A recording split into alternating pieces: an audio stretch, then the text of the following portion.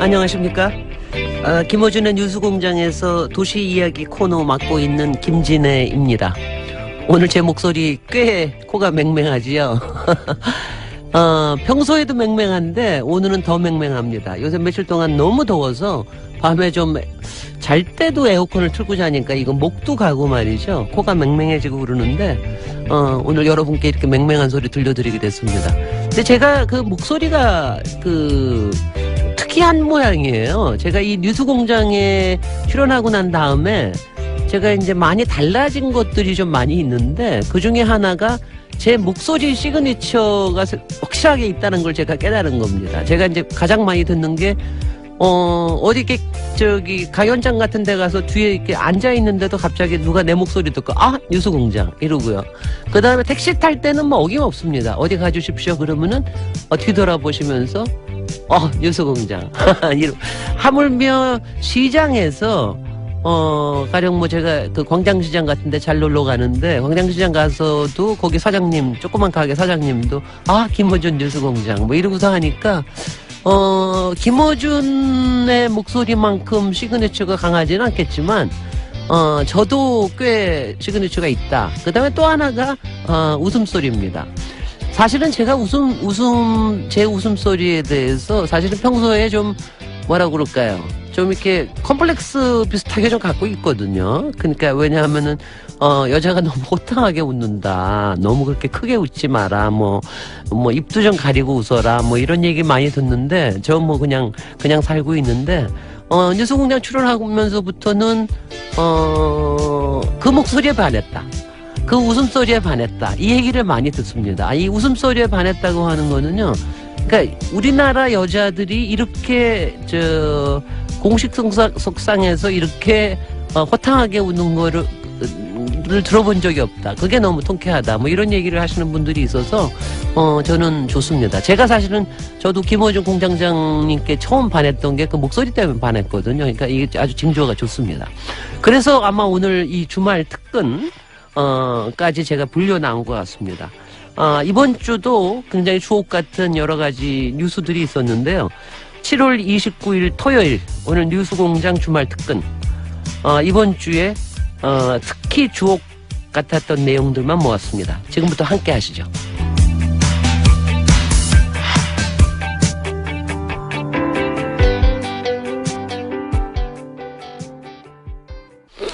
제가 듣고 있으니까 지난 한 주에 김어준 공장장이 완전히 꽂힌 이슈가 신재생에너지인 것 같아요. 제가 한 두 번 정도 이렇게 코너를 들은 것 같은데, 특히 탈원전, 에 관련돼서 아마 관심이 워낙 크시다 보니까 신재생에너지에 관심이 이제 생기신 것 같은데요. 주목해야겠습니다. 정말 원전으로 생산된 전기요금이 과연 가장 저렴한 건지, 그게 아닐 수도 있다는 미국과 영국의 정부 보고서가 최근 발표됐었는데요. 에너지기술평가위원장을 지낸 안남성 한양대학교 교수의 설명 직접 들어보시죠.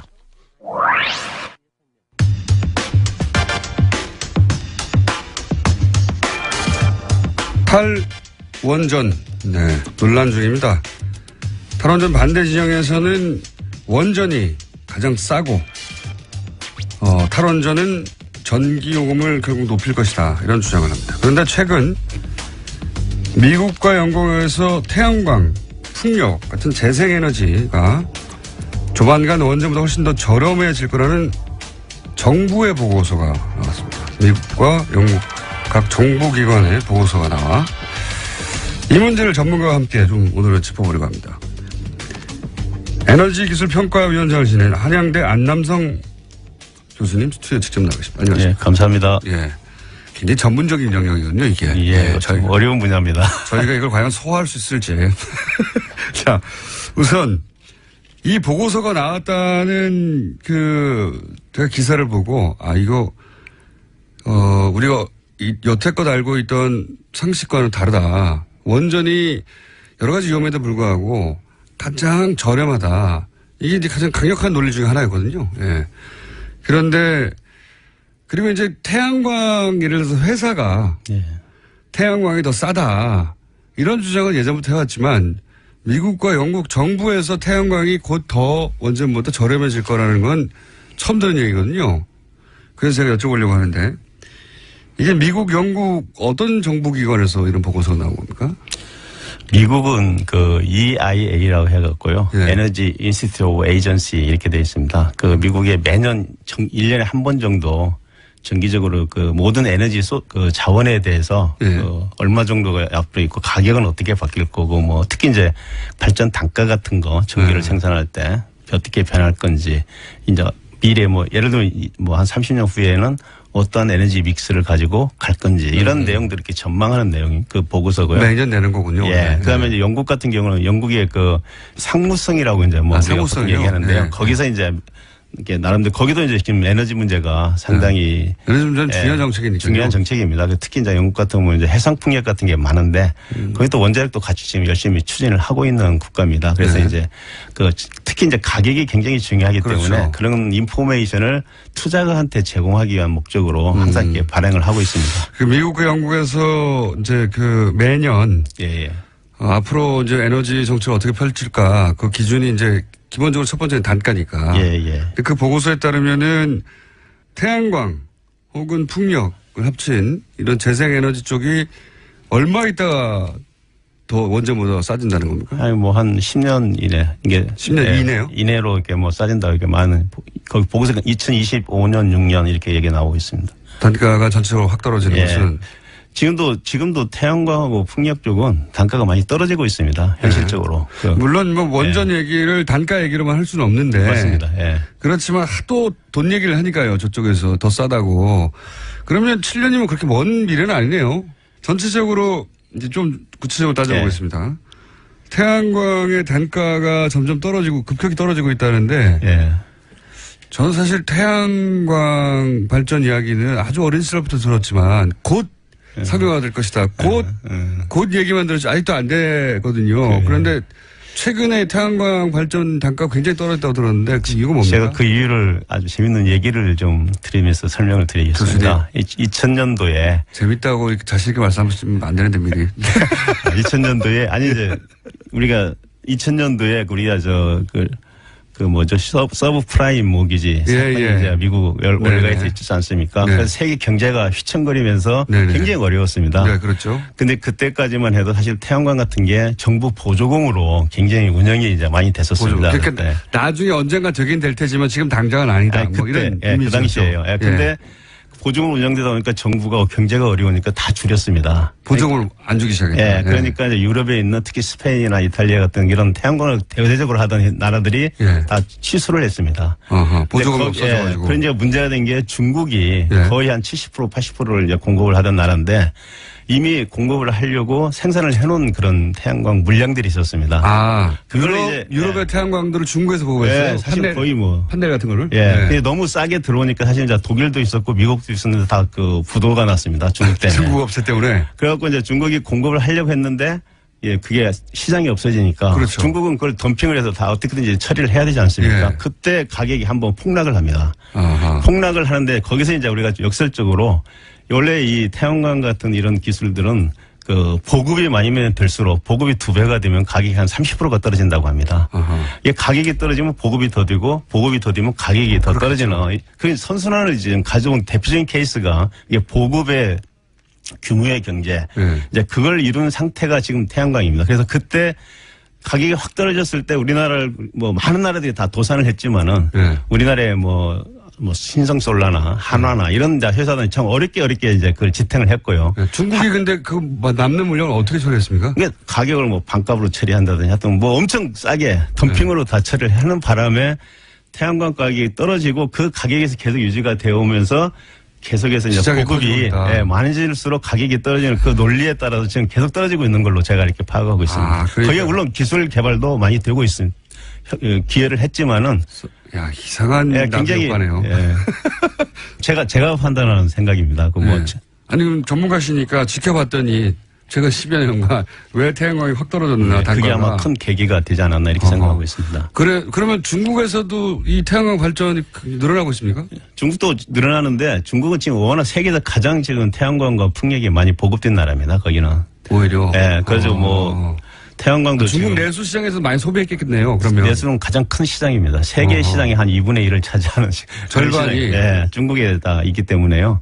그 산업 태양광 산업도 굉장히 발달이 됐고 풍력도 대규모로 이제 공급하다 보니까 기술도 굉장히 발달이 되고 그래서 재생에너지 관련 기술은 중국이 세계 최고라고 이렇게 보통 얘기를 하고 있습니다. 아, 그거 몰랐네요.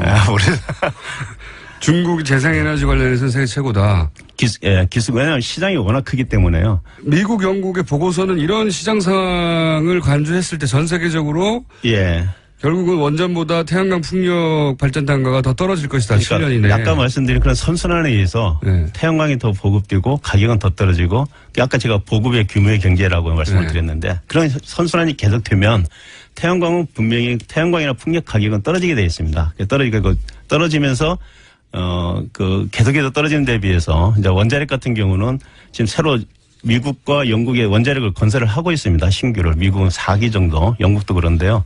그런 원자로들이 실제는 이제 예전에 했던 원자가 아니고 새로운 원전입니다. 좀 안전성 같은 걸 강화한.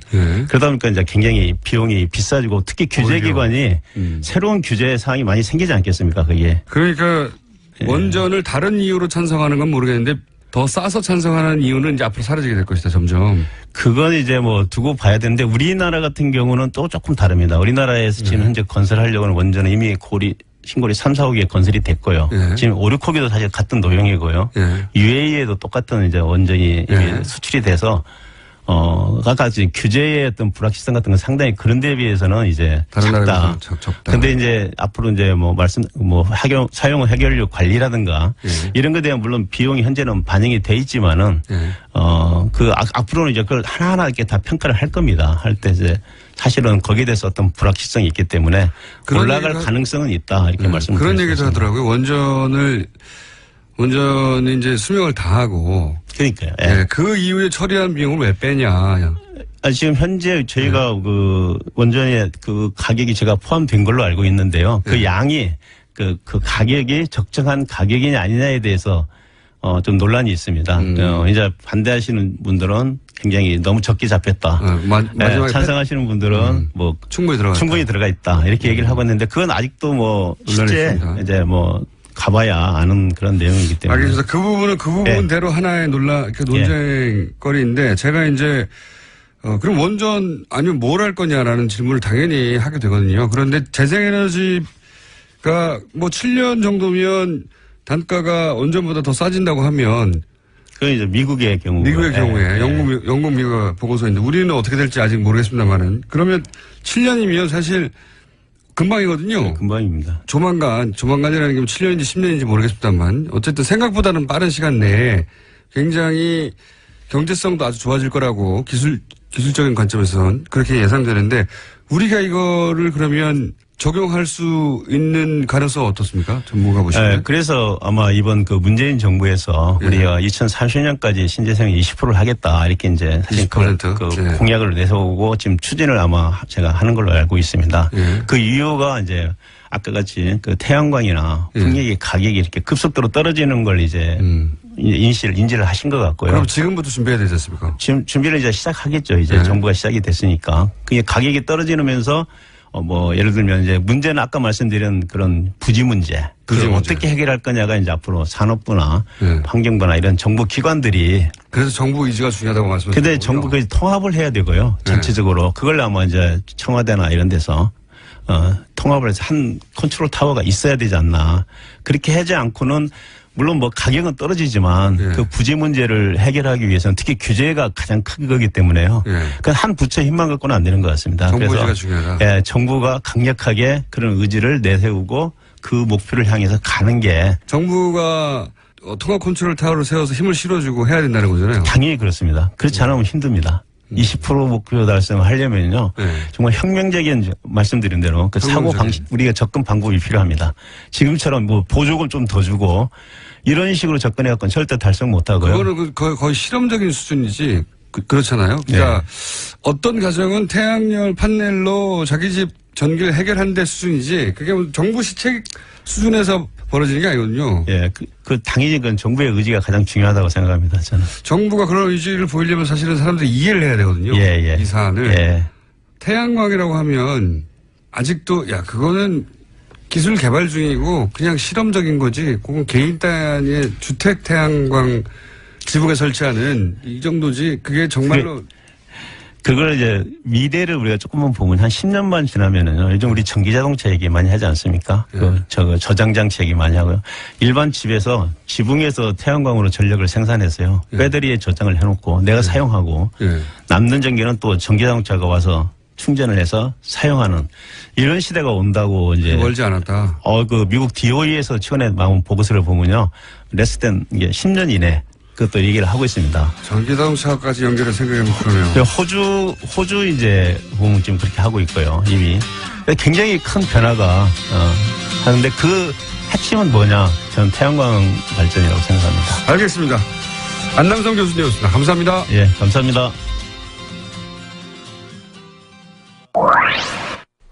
네. 안남성 교수님 인터뷰에 아주 반응이 폭발적이었는데요.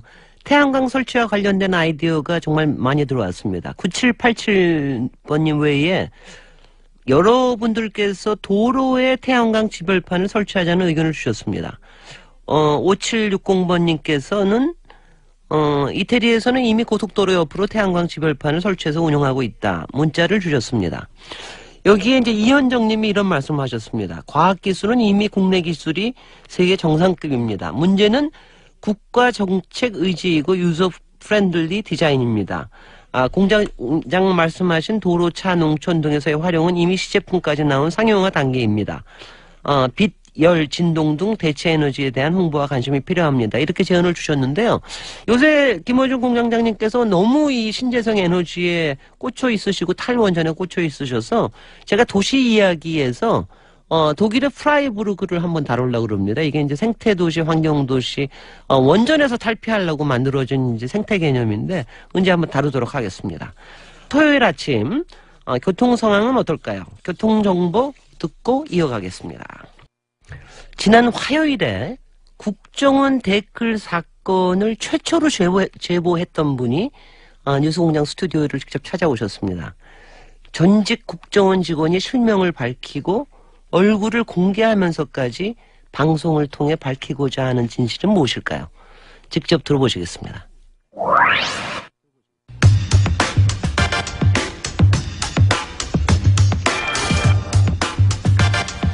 원세훈 전 국정원장에게 어제 징역 4년이 구형됐죠. 이 국정원 댓글 사건을 최초로 제보한 분입니다. 네. 김상우 전 국정원 직원 스튜디오에 직접 나오셨습니다. 안녕하십니까. 안녕하십니까. 김상욱입니다.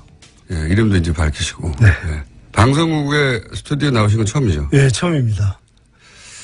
방송을 잘해주세요.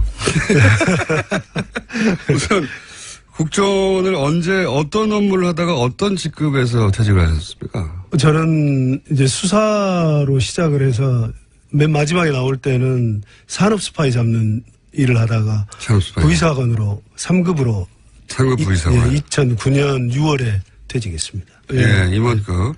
근데 왜 퇴직을 하신 거예요? 이게 제가 시기를 보니까 노무현 대통령 서거 바로 다음 달에 퇴직하셨더라고요. 네, 제가 원래 96년, 7년 이때 당시 안기부가 김대중 대통령 선거에 15대 대선에 개입을 해서 북풍을 일으켰어요. 그렇죠. 근데 그걸 총풍도 했었고 제가 이제 사전에 막았었거든요.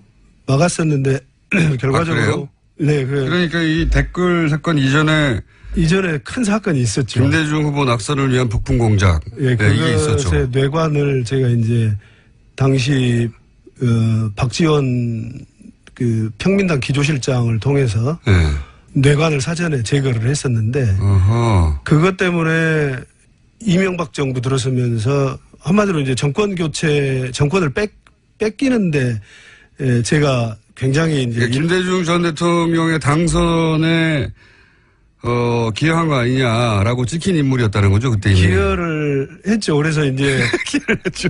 이제 김대중 대통령께서, 처음에 대통령이 되신 뒤에 당시 안기부를 방문을 하셨는데, 그때 이제 제 안부를 물어주셨어요. 그게 이제 안부를 묻다 보니까 만천하에, 김상욱이 정말 그랬구나. 이렇게 이제 결국 공표하는 결과가 됐는데, 이제 그러다 보니까 보수 진영에서는 제가 이제 지켜왔겠죠.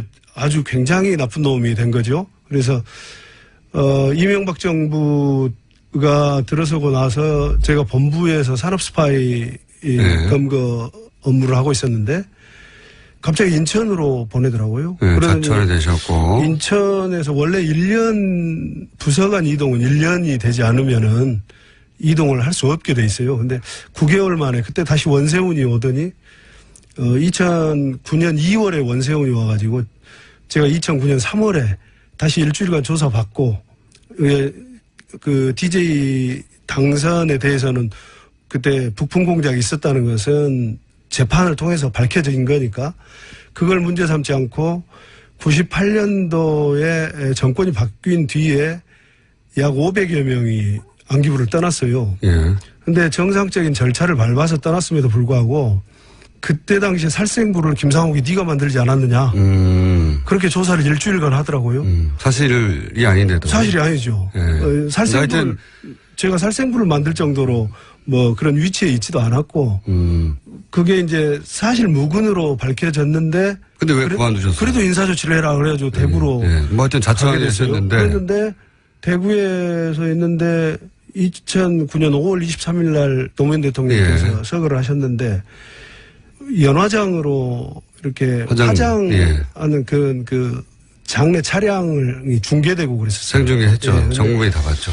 그걸 보면서 직원들이 그 고인을 폄훼하는 굉장히 견딜 수가 없었어요. 노무현 대통령의 화장 장면을 보고 국정원 직원들이 입에 담기 어려운 얘기들 제가 차마 방송에서는 하기 어려운 욕설을 막 하더라. 뭐 그런 얘기. 잘 죽었다 한마디로 이런 식의. 그래서 그 두 가지가 도저히 제가 있을 수 있는 조직이 아니다. 그래서 제가 사표를 내게 됐습니다.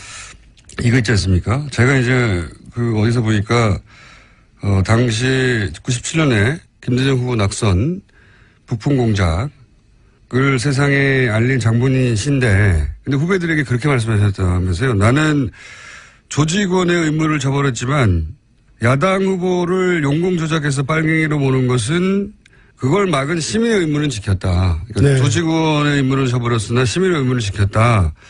이렇게 얘기를 후배들에게 하셨다는데 제가 궁금한 건 이런 겁니다. 국정원 내에 그런 김상욱 씨의 발언에 공감하고 그렇게 유사하게 생각하는 직원들이 있습니까? 그래서 댓글 사건이 이제 세상에 모습을 드러내게 됐던 거죠. 제가 후배들이 제가 이제 김대중 대통령 그 용공 조작을 막았다라는 것은 다 알려졌어요. 국정원 내부에서는 그걸 이해하고 그런 따라준 후배들이 꽤 있었어요. 국정 내부에 있어요. 그 후배들이 제가 퇴직한 이후에 내부에서 있었던 부조리한 면들을 이 얘기를 토로를 하고 격정적으로 토로하고 하면서 제가 이제 댓글 사건도 캐치를 하게 된 겁니다. 그 선배 그 사이에 이런 일들이 있었어라고 하면서 이제 그 김상욱 씨가 나오면서 했던 나는 시민에서 의무가 중요하다고 생각했다고 하는 발언에 대해서 동조했던 내부 직원들 중에 일부가 와서 선배 이제 이런 일도 있어요. 이제 국정원 내부에 이런 토로하는 과정에 국정원 댓글 사건도 나온 거군요. 네. 그 이후로는 이제 전개 상황을 압니다. 그러니까 뭐 간단하게 얘기해서 이제 대북 심리전하는 부서가 북한이 아니라 국민들 상대로 심리전 한 거잖아요. 이게. 그렇죠. 예. 국민이 마치 적인 양 하고 국민들 상대로 심리전을 한 건데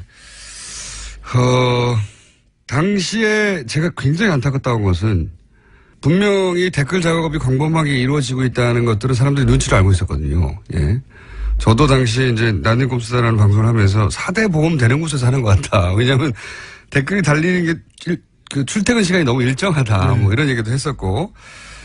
그런데 안타까웠던 게 뭐냐면 그 당시 역삼동 오피스텔 앞 대치 상황 있지 않습니까? 네. 그때 김모 직원이 자기 국정원 직원 아니라고 하니까 아닌가 보다 문을 닫아줬어요. 네. 그러면서 그때부터 그 문을 사이에 든 대치국면이 벌어졌잖아요. 그 직원은 당연히 회사라고 하죠. 국정원 직원은. 네. 예. 회사에 전화해가지고 이런 일이 있다고. 그다음부터는 이제 지시를 받아서 행동했을 것이고 조직적으로. 정말 안타까웠던 것은 아니 저걸 왜 그냥 내버려뒀나. 들어가는 걸.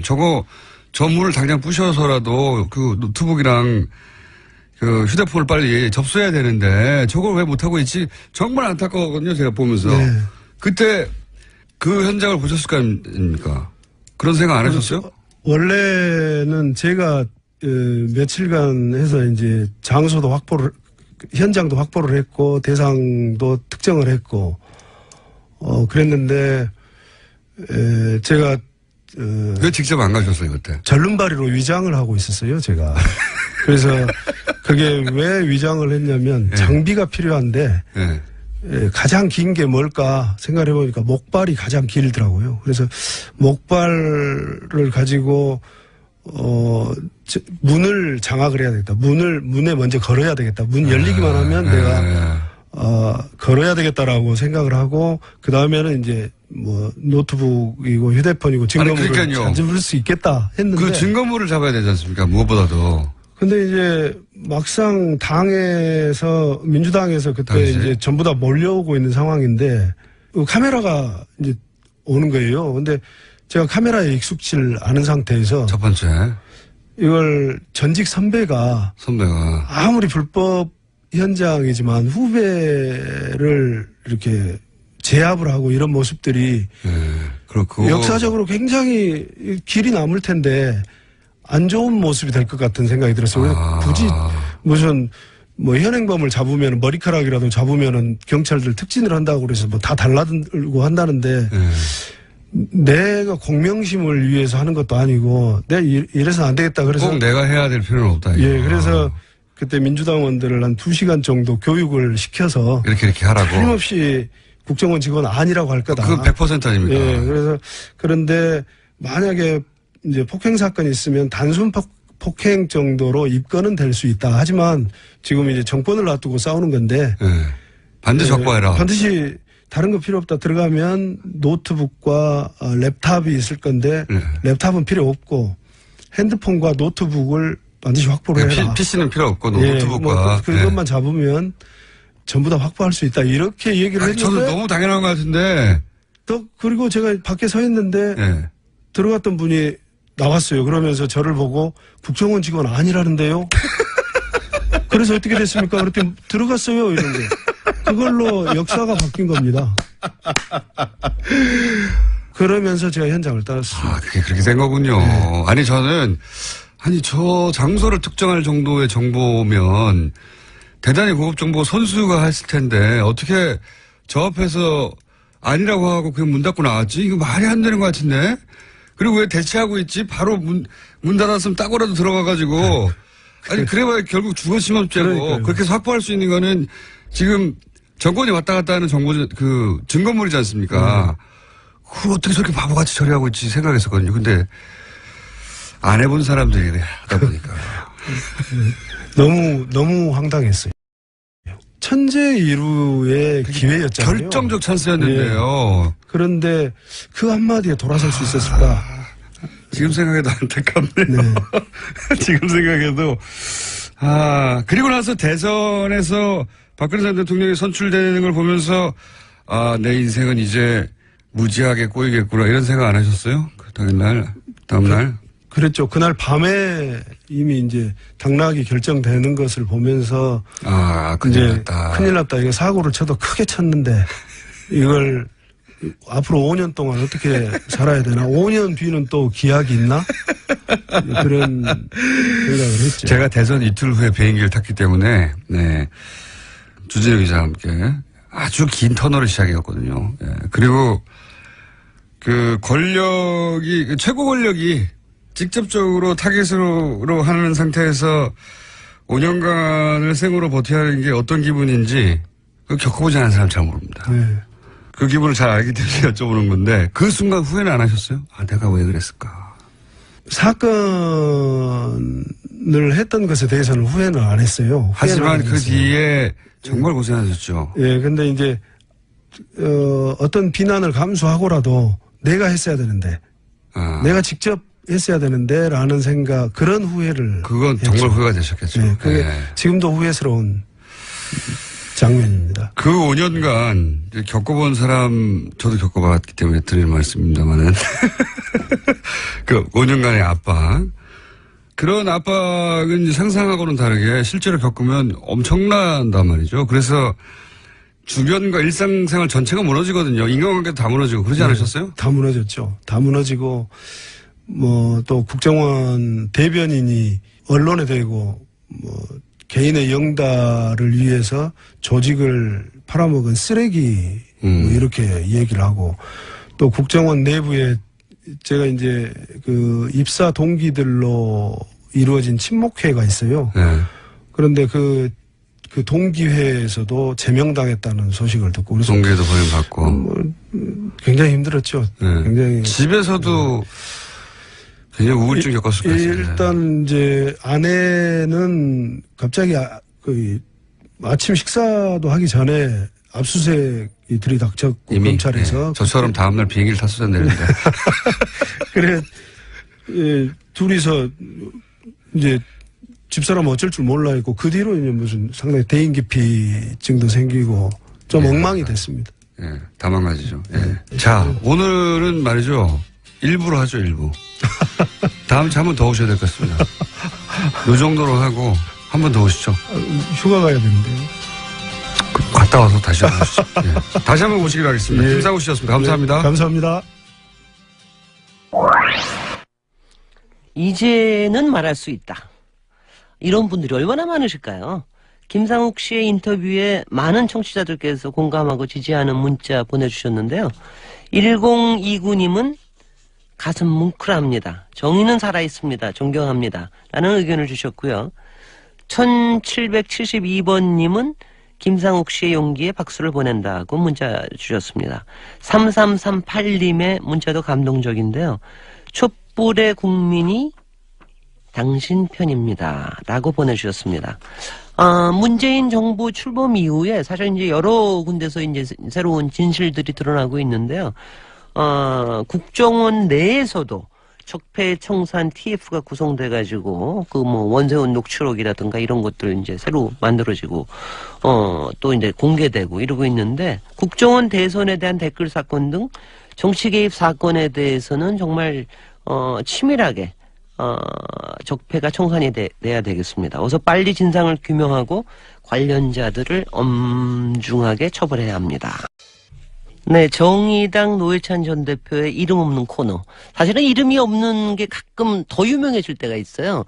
저는 노회찬 대표님께서 이름을 안 정하시는 게 그거를 노리시는 게 아닌가. 이름이 없음으로 해서 더 유명해질 수 있다. 많은 분들이 기다리는 코너죠. 이번 주도 여러분들의 기대를 저버리지 않았습니다. 들어보시죠.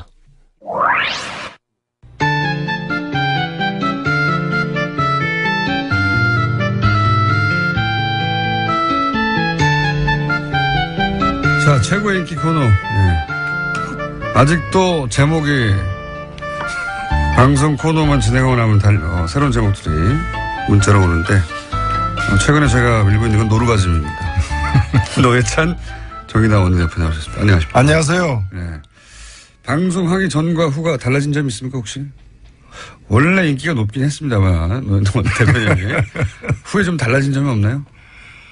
예, 제가 뉴스공장 직원인 줄 알고 있더라고요. 자, 일주일간의 여러 가지 이제 현안들, 사건, 사고들을 노회찬의 시선으로 정리하는 시간인데, 자, 어떤 것부터 해볼까요? 추경 가지고 하루 이틀 막 떠들더니 다 잊혔어요. 다 잊혀져가지고. 네. 다 잊혔는데, 어쨌든 일주일 내에 일어난 일이니까요. 추경이 통과가 됐는데, 지난 금요일 날 합의를 했다가 토요일 날 아침에 자유한국당이 집단 퇴장을 해가지고 정족수 부족한 사태 벌어져서 이제 민주당이 잘못했다, 안일했다, 이런 얘기도 많이 나왔는데 어떻게 보십니까? 원래 이 계획은 원래 그 야당들의 그 여야가 합의한 예. 자유한국당을 뺀 나머지 당이 합의한 그 내용에 의하면은 저도 이제 우원식 의원하고 이제 통화로다가 서로 이제 그 당시 그 공유했던 게 뭔가면 새벽 1시에 예. 23일이죠. 그러니까 22일이 토요일인데 네네. 21일 금요일 날 이제 처리가 쉽지 않다. 그래서 22일 토요일 날 새벽 1시에 예결특위를 열고 예. 새벽 2시에 예. 그 본회의를 열어서 추경을 통과시키자 해가 합의를 했어요. 새벽에 전격 통과시키자. 예, 예. 이 합의에 대해서 자유한국당에서 예. 들고 나온 거지. 들고 나와가지고. 자유한국당 만약에 그렇게 됐으면은 자유한국당이 왕따 되는 모양새 플러스 추경에 끝까지 반대한 모양새 이렇게 됐겠죠. 예, 되니까 그러면 우리도 참여하겠다. 참여해서 반대 표결할 테니까. 근데 이제 그 새벽에 하기는 어렵고 자기들이 연락도 해야 되니까 아침에 하자. 아침 9시 반에 하게 하면은 자기도 하겠다 해가지고 그 자유한국당에서 뭐 국회의장 앞에서 그렇게 약속을 했어요. 예. 그래서 사실 연기된 겁니다. 원래 하려고 그랬는데. 예, 그러니까 9시 반에 나타났어요. 예. 그래 되니까 이제 민주당 의원 중에 일부는 예. 자유한국당이 오면은 정족수는 되는 거고 정족수만 되면은 그 사람들 다 반대 표결하더라도 예. 통과는 되는 거니까 그동안에 이제 불가피하게 이제 미뤄뒀던 그런 이제 외국 출장이나 이런 것들 예. 더 미루기 힘든 사람들은 이제 그렇게 하고 거죠. 나갔어요. 예. 사실 그러면서 다른 그 뭐 두 개 야당의 때 이 원내대표들도 그래서 불참을 했거든요. 하여튼 그런 상황이 있었어요. 이제 45일간 끌어왔던 게 이제 끝났구나 생각하고 이제. 예. 근데 자유한국당이 9시 반 좀 지나서 10시 가까이 되니까 들어왔어요. 예. 들어오더니 표결하려고 하니까 싹 다 나가버리는데 자기들이 나가버리면 표결할 수 있는 정족수, 예. 의사 정족수 예. 더 안 될 수 있다는 걸 알고 나간 거예요. 나가가지고 또 그럼 집에 갔느냐? 집에 안 가고 또 근처에서 근처에서 이렇게 모니터를 통해 가지고 잠복하면서 보고 상황. 있는 거야. 지금 어떻게 되는가? 우리가 나온 상태에서 아마 계속 진행됐으면 또 들어왔을지도 몰라요. 근데 이제 진행이 안 되니까 이제 쌤통이다 이러면서 이제 계속해서 개기고 있었지. 예. 쌤통이다. 저런 것도 알고 있었을 것 같아요. 우리가 이렇게 들어가면 이제 통과가 된다고 생각하고 말씀하신 대로 급한 일정에 있는 사람들은 자리가 빠질 것이다. 자리가 빠져 정족수가 안 되면 그 책임은 또 여당이 가져갈 것이다. 그렇죠. 당연히 아무래도 책임지고 여당을 향하게 돼 있죠. 그러니까 그 자유한국당의 나름의 전략이죠. 자기들 입장에서는. 우리 처음에. 근데 이런 건 전략이라고 안 합니다. 이런 용어는, 이런 데 쓰는 용어는 잔머리라 그러죠. 예. 잔머리는 굴리는 거고, 전략은 수립하는 거고, 이 차원이 다른 거죠. 이런 걸 전략이라 그러면은, 전략이란 모욕이죠. 그건. 성공은 했지만은 전과가 늘었죠. 전과가 늘었죠. 이제 요주의 대상이 된 거죠. 약속을 해도 이제 끝까지 믿을 수는 없는. 이제 믿을 수 없는 거죠. 전략이 아니었다. 자, 그리고 최근에 또 가장 큰 뉴스는 캐비넷에서 나왔던 문서도 있지만 그 두 개 다 여쭤보겠습니다. 원세훈 전 국정원장 재판에서 과거에 회의록이 제출됐는데 다 지우고. 예, 복원됐죠. 지우고 제출됐던 게 이제 복원됐단 말이죠. 근데 거기 내용을 보면 굉장한 내용이 많습니다. 뭐 언론을 지급해라. 그 언론 지급해라고 뭐 국정원이 있는 거라든지 아니면 총선 후보 등록 시작되면 현장에서 교통 정리를 해줘라. 그리고 뭐 후보 검증, 그러니까 후보를 사실상 국정원이 세운다. 지금의 자유한국당이고 당시면은 한나라당이겠네요. 한나라당의 지자체 혹은 총선 후보를 사실상 국정원이 세운다라는 식으로 발언하거든요. 그리고 교통정리도 해줘라.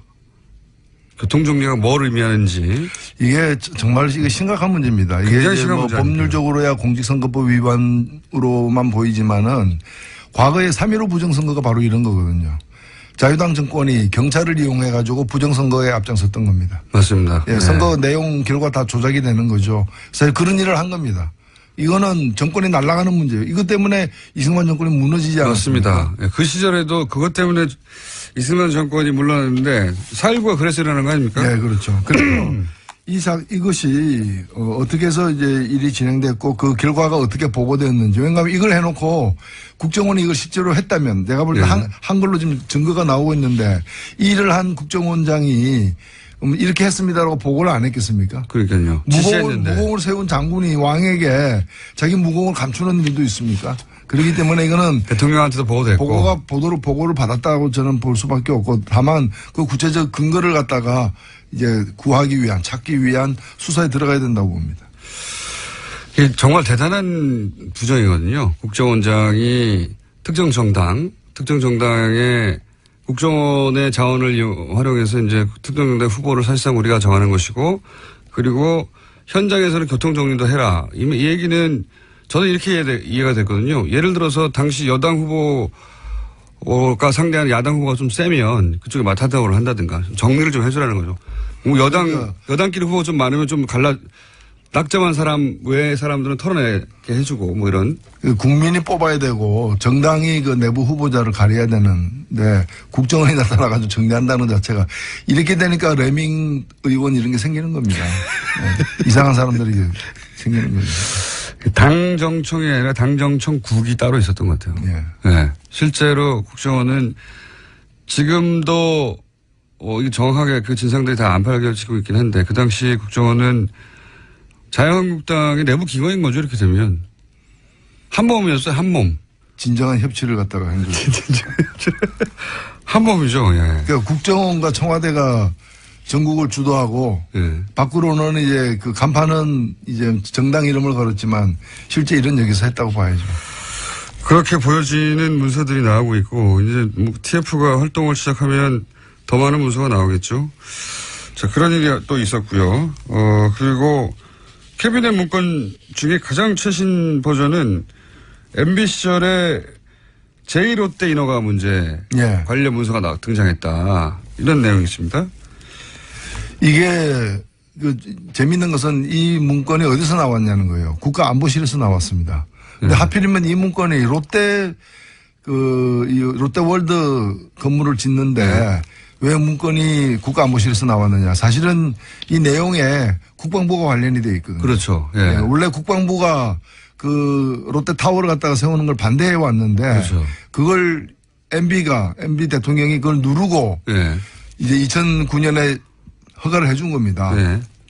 그래서 누르는 과정에서 국방부이기 때문에 청와대에 있는 기구인 국가안보실을 이용해서 국방부를 눌러설 가능성이 있는 거고 그 조정 결과도 성남에 있는 서울공항 활주로를 갖다가 3도 각도를 갖다가 틀어서. 3도 틀어가지고 왜냐하면 원래대로 놔두면은 비행기가 유사시에 그 롯데타워 때문에 제대로 이렇게 이착륙을 못하니까 그렇죠. 발진하기도 어렵고 하니까 활주로를 갖다 트는 방향 롯데월드로 옮겨야 되는 거죠 사실은. 근데 그렇죠. 활주로를 또 틀어가지고 이걸 어거지로다가 이제 건물 준공을 갖다 허가를 갖다 한 건데 그 과정에 청와대가 국가안보실을 통해 가지고 국방부를 누르고 조정했다라고 충분히 추정할 수 있는 그런 문건이 나왔는데 문건 생산은 MB 때 했는데 이게 사실은 캐비넷은 박근혜 캐비넷이거든요.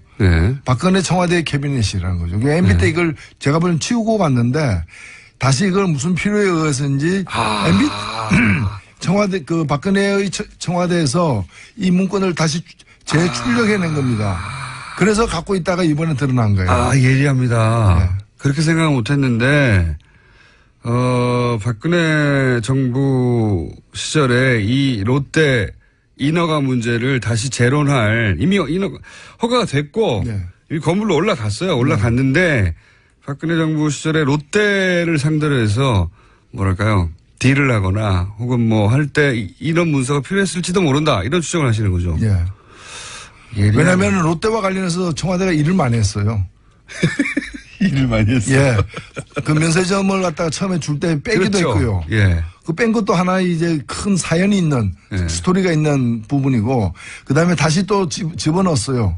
그리고 그 사이에 신동빈을 갖다가 대통령이 직접 만났고요. 또 대통령이 신동빈을 만난 날 최순실하고 통화를 300통 이상 했다는 거 아니에요. 그러니까 30몇 분 동안 30몇 분 동안 10몇 통의 그 통화를 했다는 거 아니에요.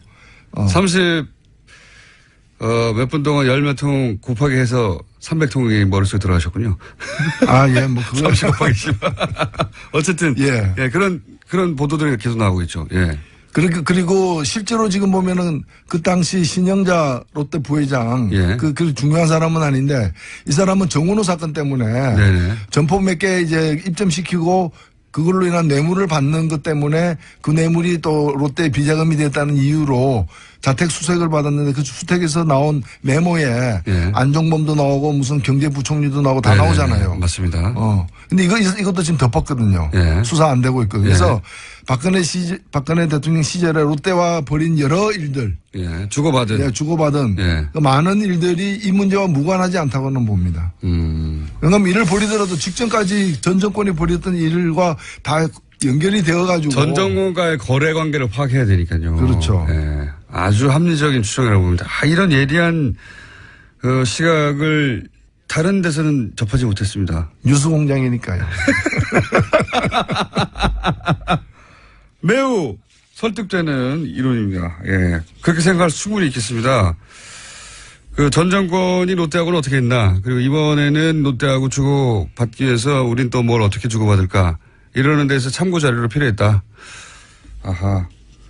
그거 보자마자 이 사건을 이 문서가 나왔다는 걸 보자마자 그렇게 생각하셨어요? 저는 일단은 문서가 어디서 발견됐는지 청와대 내에서도 어딘지가 좀 주목이 갔고 국가안보실이라면은 수긍은 되는데 왜 이미 건물이 그 이명박 정부 초기에 허가가 난 건데 네. 물론 논란은 컸지만 허가가 난 건데 이 박근혜 정부의 그 캐비넷에서 말기에도 나왔느냐, 예, 지나고 나서 나왔느냐. 예. 그것이 계속 그 자리에 있었던 것 자체가 주는 의미가 거의 9년 후에 나온 예, 거예요. 여전히. 9년 동안 거기 있었던 게 아니라 국가안보실이라는 게 뭐 거대하지도 않는데 다시 가져온 거다. 탐정입니다. 탐정. 예, 이건 탐정적 사고를 하는 분들 국내에 그렇게 많지 않거든요. 탐사 정치라고 하죠. 탐사 정치. 매우 일리 있습니다. 그렇게 하지 않으면 이 소수 진보 정당의 국회의원으로 살아가기 힘들죠. 아니 뭐 생존이야 뭐 다르게도 가능합니다. 오늘 여기까지 해야겠습니다. 예. 노래가즘의 노회찬 원내대표였습니다. 감사합니다. 감사합니다.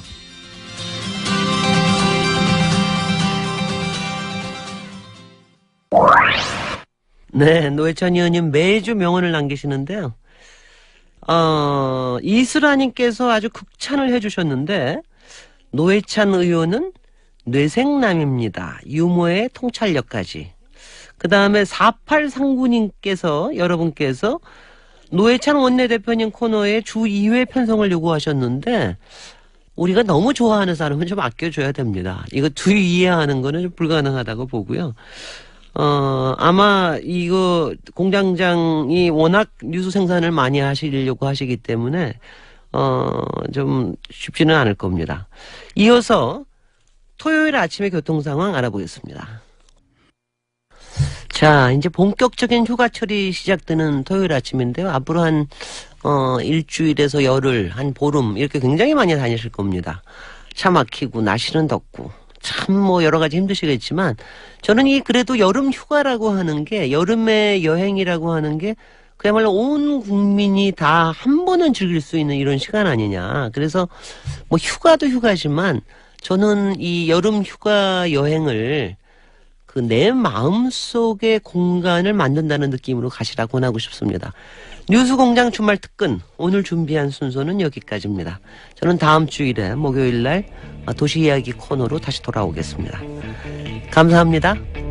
7년인지 10년인지 모르겠습니다만 어쨌든 생각보다는 빠른 시간 내에 굉장히 경제성도 아주 좋아질 거라고 기술적인 관점에서는 그렇게 예상되는데 우리가 이거를 그러면 적용할 수 있는 가능성 어떻습니까? 전문가 보시면. 네, 그래서 아마 이번 그 문재인 정부에서 우리가 2030년까지 신재생 20%를 하겠다 이렇게 이제 사실 20%? 공약을 내세우고 지금 추진을 아마 제가 하는 걸로 알고 있습니다.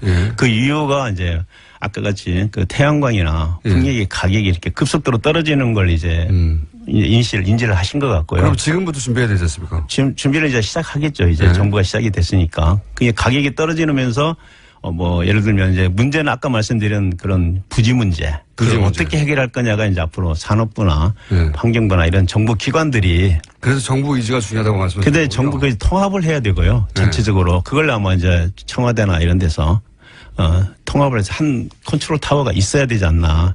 그렇게 하지 않고는 물론 뭐 가격은 떨어지지만 그 부지 문제를 해결하기 위해서는 특히 규제가 가장 큰 거기 때문에요. 그건 한 부처 힘만 갖고는 안 되는 것 같습니다. 정부 그래서 의지가 중요하다. 예, 정부가 강력하게 그런 의지를 내세우고 그 목표를 향해서 가는 게 정부가 통합 컨트롤 타워를 세워서 힘을 실어주고 해야 된다는 거잖아요. 당연히 그렇습니다. 그렇지 않으면 힘듭니다. 20% 목표 달성을 하려면요. 정말 혁명적인 말씀드린 대로 그 사고 방식, 우리가 접근 방법이 필요합니다. 지금처럼 뭐 보조금 좀 더 주고 이런 식으로 접근해 갖고는 절대 달성 못 하고요. 그거는 거의 실험적인 수준이지. 그렇잖아요. 그러니까 어떤 가정은 태양열 판넬로 자기 집 전기를 해결한 데 수준이지 그게 정부 시책 수준에서 벌어지는 게 아니거든요. 예, 그 당연히 그건 정부의 의지가 가장 중요하다고 생각합니다. 저는. 정부가 그런 의지를 보이려면 사실은 사람들이 이해를 해야 되거든요. 이 사안을. 태양광이라고 하면 아직도 그거는 기술 개발 중이고 그냥 실험적인 거지. 그건 개인 단위의 주택 태양광 지붕에 설치하는 이 정도지. 그게 정말로 그걸 이제 미래를 우리가 조금만 보면 한 10년만 지나면은요. 요즘 우리 전기자동차 얘기 많이 하지 않습니까? 저장장치 얘기 많이 하고요. 일반 집에서 지붕에서 태양광으로 전력을 생산해서요. 배터리에 저장을 해놓고 내가 사용하고 남는 전기는 또 전기자동차가 와서 충전을 해서 사용하는 이런 시대가 온다고 이제. 멀지 않았다. 그 미국 DOE에서 최근에 나온 보고서를 보면요. 레스된 이게 10년 이내 그것도 얘기를 하고 있습니다. 전기자동차까지 연결해 생각해보면 그러네요. 호주 이제 보면 지금 그렇게 하고 있고요. 이미. 굉장히 큰 변화가, 하는데 그 핵심은 뭐냐? 저는 태양광 발전이라고 생각합니다. 알겠습니다. 안남성 교수님이었습니다. 감사합니다. 예, 감사합니다. 네. 안남성 교수님 인터뷰에 아주 반응이 폭발적이었는데요. 태양광 설치와 관련된 아이디어가 정말 많이 들어왔습니다. 9787번님 외에 여러분들께서 도로에 태양광 지별판을 설치하자는 의견을 주셨습니다. 5760번님께서는 얼마 있다가 더 원전보다 싸진다는 겁니까? 아니 뭐 한 10년 이내 이게 10년 이내요? 이내로 이렇게 뭐 싸진다 이렇게 많은 거기 보고서 2025년 6년 이렇게 얘기 나오고 있습니다. 단가가 전체적으로 확 떨어지는 것은 지금도 태양광하고 풍력 쪽은 단가가 많이 떨어지고 있습니다. 현실적으로. 물론 뭐 원전 얘기를 단가 얘기로만 할 수는 없는데. 맞습니다. 그렇지만 하도 돈 얘기를 하니까요. 저쪽에서 더 싸다고. 그러면 7년이면 그렇게 먼 미래는 아니네요. 전체적으로 이제 좀 구체적으로 따져보겠습니다. 태양광의 단가가 점점 떨어지고 급격히 떨어지고 있다는데. 저는 사실 태양광 발전 이야기는 아주 어린 시절부터 들었지만 곧 상용화가 될 것이다. 곧 얘기만 들었지 아직도 안 되거든요. 그런데 최근에 태양광 발전 단가가 굉장히 떨어졌다고 들었는데 그 이유가 뭡니까? 제가 그 이유를 아주 재밌는 얘기를 좀 드리면서 설명을 드리겠습니다. 2000년도에 재밌다고 자신 있게 말씀하시면 안 되는데 미리. 2000년도에 아니 이제 우리가 2000년도에 우리가 서브 프라임 모기지 사건이 이제 미국 월가에서 있지 않습니까? 그래서 세계 경제가 휘청거리면서 굉장히 어려웠습니다. 네, 그렇죠. 근데 그때까지만 해도 사실 태양광 같은 게 정부 보조금으로 굉장히 운영이 이제 많이 됐었습니다. 그러니까 나중에 언젠가 되긴 될 테지만 지금 당장은 아니다. 뭐 이런 그 당시에요. 근데 보조금 운영되다 보니까 정부가 경제가 어려우니까 다 줄였습니다. 보조금을 안 주기 시작했다. 그러니까 이제 유럽에 있는 특히 스페인이나 이탈리아 같은 이런 태양광을 대대적으로 하던 나라들이 다 취소를 했습니다. 보조금을 없어져가지고. 그런 이제 문제가 된 게 중국이 거의 한 70% 80%를 이제 공급을 하던 나라인데 이미 공급을 하려고 생산을 해놓은 그런 태양광 물량들이 있었습니다. 그걸 이제 유럽의 태양광들을 중국에서 보고했어요. 사실 거의 판넬 같은 거를. 근데 너무 싸게 들어오니까 사실 이제 독일도 있었고 미국도 있었는데 다 그 부도가 났습니다. 중국 때문에. 중국 업체 때문에. 그래갖고 이제 중국이 공급을 하려고 했는데 그게 시장이 없어지니까. 그렇죠. 중국은 그걸 덤핑을 해서 다 어떻게든지 처리를 해야 되지 않습니까? 그때 가격이 한번 폭락을 합니다. 폭락을 하는데 거기서 이제 우리가 역설적으로 원래 이 태양광 같은 이런 기술들은 그 보급이 많으면 될수록 보급이 2배가 되면 가격이 한 30%가 떨어진다고 합니다. 이게 가격이 떨어지면 보급이 더디고 보급이 더디면 가격이 더 떨어지는 그 선순환을 지금 가져온 대표적인 케이스가 이게 보급의 규모의 경제 이제 그걸 이룬 상태가 지금 태양광입니다. 그래서 그때 가격이 확 떨어졌을 때 우리나라를 뭐 많은 나라들이 다 도산을 했지만은 우리나라에 뭐 신성솔라나 한화나 이런 회사들은 참 어렵게 이제 그걸 지탱을 했고요. 중국이 근데 그 남는 물량을 어떻게 처리했습니까? 그러니까 가격을 뭐 반값으로 처리한다든지 하여튼 뭐 엄청 싸게 덤핑으로 다 처리를 하는 바람에 태양광 가격이 떨어지고 그 가격에서 계속 유지가 되어 오면서 계속해서 이제 보급이 많아질수록 가격이 떨어지는 그 논리에 따라서 지금 계속 떨어지고 있는 걸로 제가 이렇게 파악하고 있습니다. 거기에 물론 기술 개발도 많이 되고 있습니다. 기여를 했지만은 야 이상한 굉장히 효과네요. 제가 판단하는 생각입니다. 아니 그럼 전문가시니까 지켜봤더니 제가 10여 년간 왜 태양광이 확 떨어졌나 그게 아마 큰 계기가 되지 않았나 이렇게 생각하고 있습니다. 그러면 중국에서도 이 태양광 발전이 늘어나고 있습니까? 중국도 늘어나는데 중국은 지금 워낙 세계에서 가장 지금 태양광과 풍력이 많이 보급된 나라입니다. 거기는 오히려. 그래서 뭐 태양광도 중국 내수 시장에서 많이 소비했겠네요. 그러면 내수는 가장 큰 시장입니다. 세계 시장의 한 2분의 1을 차지하는 절반이 중국에 다 있기 때문에요. 그 산업 태양광 산업도 굉장히 발달이 됐고 풍력도 대규모로 이제 공급하다 보니까 기술도 굉장히 발달이 되고 그래서 재생에너지 관련 기술은 중국이 세계 최고라고 이렇게 보통 얘기를 하고 있습니다. 그거 몰랐네요.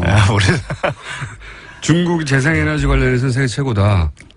기술, 왜냐하면 시장이 워낙 크기 때문에요. 미국, 영국의 보고서는 이런 시장 상황을 간주했을 때 전 세계적으로 결국은 원전보다 태양광 풍력 발전 단가가 더 떨어질 것이다. 그러니까 7년 이내에. 아까 말씀드린 그런 선순환에 의해서 태양광이 더 보급되고 가격은 더 떨어지고 아까 제가 보급의 규모의 경제라고 말씀을 드렸는데 그런 선순환이 계속되면 태양광은 분명히 태양광이나 풍력 가격은 떨어지게 되어 있습니다. 떨어지면서 계속해서 떨어지는 데 비해서 이제 원자력 같은 경우는 지금 새로 미국과 영국의 원자력을 건설을 하고 있습니다. 신규를. 미국은 4기 정도, 영국도 그런데요. 그런 원자로들이 실제는 이제 예전에 했던 원자가 아니고 새로운 원전입니다. 좀 안전성 같은 걸 강화한. 그러다 보니까 이제 굉장히 비용이 비싸지고 특히 규제기관이 새로운 규제 사항이 많이 생기지 않겠습니까? 그게. 그러니까 원전을 다른 이유로 찬성하는 건 모르겠는데 더 싸서 찬성하는 이유는 이제 앞으로 사라지게 될 것이다, 점점. 그건 이제 뭐 두고 봐야 되는데 우리나라 같은 경우는 또 조금 다릅니다. 우리나라에서 지금 현재 건설하려고 하는 원전은 이미 신고리 3, 4호기에 건설이 됐고요. 지금 5, 6호기도 사실 같은 노형이고요. UAE에도 똑같은 이제 원전이 이미 수출이 돼서 아까 지금 규제의 어떤 불확실성 같은 건 상당히 그런 데에 비해서는 이제 작다.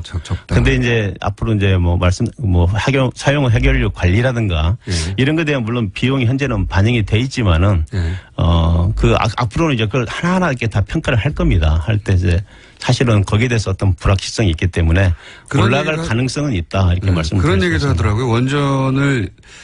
원전이 이제 수명을 다하고. 그러니까요. 그 이후에 처리한 비용을 왜 빼냐. 지금 현재 저희가 그 원전의 그 가격이 제가 포함된 걸로 알고 있는데요. 그 양이 그 가격이 적정한 가격이냐 아니냐에 대해서 좀 논란이 있습니다. 이제 반대하시는 분들은 굉장히 너무 적게 잡혔다.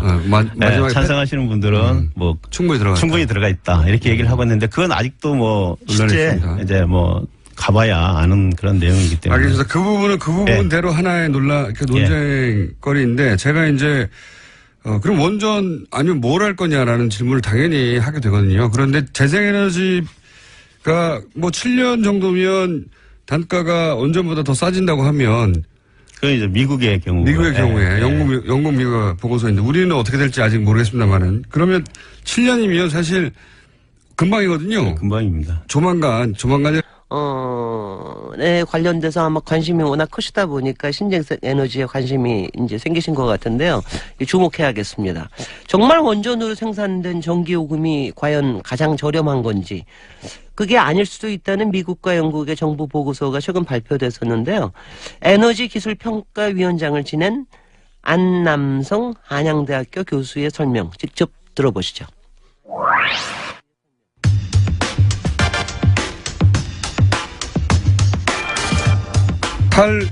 탈원전 논란 중입니다. 탈원전 반대 진영에서는 원전이 가장 싸고 탈원전은 전기요금을 결국 높일 것이다. 이런 주장을 합니다. 그런데 최근 미국과 영국에서 태양광, 풍력 같은 재생에너지가 조만간 원전보다 훨씬 더 저렴해질 거라는 정부의 보고서가 나왔습니다. 미국과 영국 각 정부기관의 보고서가 나와 이 문제를 전문가와 함께 좀 오늘은 짚어보려고 합니다. 에너지기술평가위원장을 지낸 한양대 안남성 교수님 스튜디오에 직접 나가십니다. 안녕하십니까. 예, 감사합니다. 예. 굉장히 전문적인 영역이거든요, 이게. 예, 저희 어려운 분야입니다. 저희가 이걸 과연 소화할 수 있을지. 자, 우선 이 보고서가 나왔다는 제가 기사를 보고 이거 우리가 여태껏 알고 있던 상식과는 다르다. 원전이 여러 가지 위험에도 불구하고 가장 저렴하다. 이게 이제 가장 강력한 논리 중에 하나였거든요. 예. 그런데 그리고 이제 태양광 예를 들어서 회사가 태양광이 더 싸다. 이런 주장은 예전부터 해왔지만 미국과 영국 정부에서 태양광이 곧 더 원전보다 저렴해질 거라는 건 처음 듣는 얘기거든요. 그래서 제가 여쭤보려고 하는데 이게 미국, 영국 어떤 정부기관에서 이런 보고서가 나온 겁니까? 미국은 그 EIA라고 해갖고요. 예. 에너지 인스티튜트 에이전시 이렇게 되어 있습니다. 그 미국에 매년 1년에 한 번 정도 정기적으로 그 모든 에너지 그 자원에 대해서 예. 얼마 정도가 앞으로 있고 가격은 어떻게 바뀔 거고 뭐 특히 이제 발전 단가 같은 거 전기를 생산할 때 어떻게 변할 건지 이제 미래 뭐 예를 들면 뭐 한 30년 후에는 어떠한 에너지 믹스를 가지고 갈 건지 이런 내용들을 이렇게 전망하는 내용이 그 보고서고요. 매년 내는 거군요. 예. 네. 그다음에 이제 영국 같은 경우는 영국의 그 상무성이라고 이제 뭐 상무성이요? 얘기하는데요. 네. 거기서 이제 이게 나름대로 거기도 이제 지금 에너지 문제가 상당히 에너지 문제는 중요한 정책이니까요. 중요한 정책입니다. 특히 이제 영국 같은 경우는 이제 해상 풍력 같은 게 많은데 거기 또 원자력도 같이 지금 열심히 추진을 하고 있는 국가입니다. 그래서 이제 그 특히 이제 가격이 굉장히 중요하기 때문에 그런 인포메이션을 투자가한테 제공하기 위한 목적으로 항상 이렇게 발행을 하고 있습니다. 그 미국과 영국에서 이제 그 매년 앞으로 이제 에너지 정책을 어떻게 펼칠까 그 기준이 이제 기본적으로 첫 번째는 단가니까. 그 보고서에 따르면은 태양광 혹은 풍력을 합친 이런 재생에너지 쪽이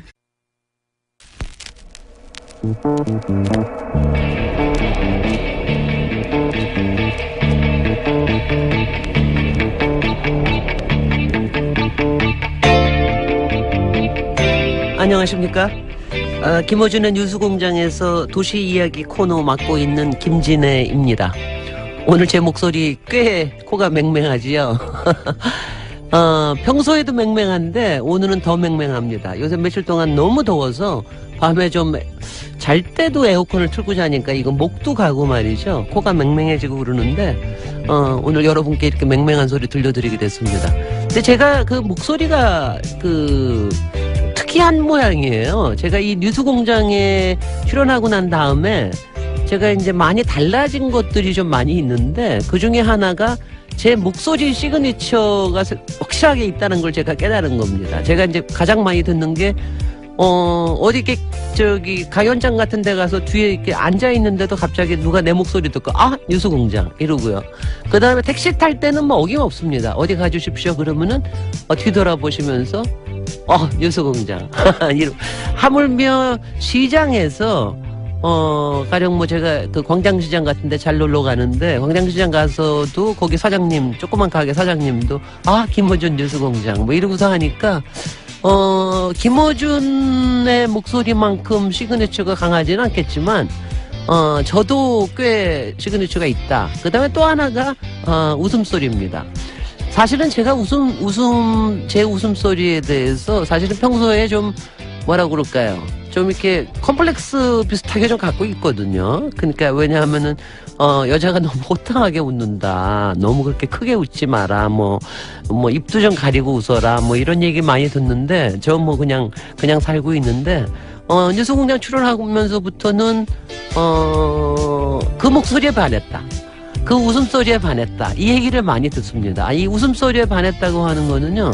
그러니까 우리나라 여자들이 이렇게 공식 속상에서 이렇게 호탕하게 웃는 거를 들어본 적이 없다. 그게 너무 통쾌하다. 뭐 이런 얘기를 하시는 분들이 있어서 저는 좋습니다. 제가 사실은 저도 김어준 공장장님께 처음 반했던 게 그 목소리 때문에 반했거든요. 그러니까 이게 아주 징조가 좋습니다. 그래서 아마 오늘 이 주말 특근 까지 제가 불려 나온 것 같습니다. 이번 주도 굉장히 주옥 같은 여러 가지 뉴스들이 있었는데요. 7월 29일 토요일 오늘 뉴스공장 주말 특근 이번 주에 특히 주옥 같았던 내용들만 모았습니다. 지금부터 함께 하시죠.